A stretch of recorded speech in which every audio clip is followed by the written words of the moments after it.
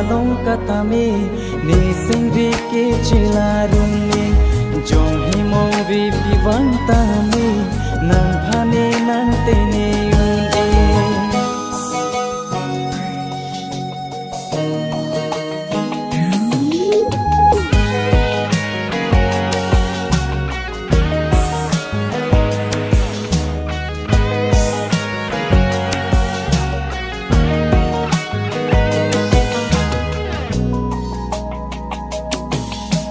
jadi jurani tame jadi dorde na khante se kachinsa itum ke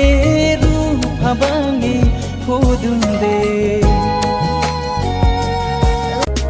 lani kai along nang levang tini long ing ang duchiman ili kachitong lasine nang chong hombo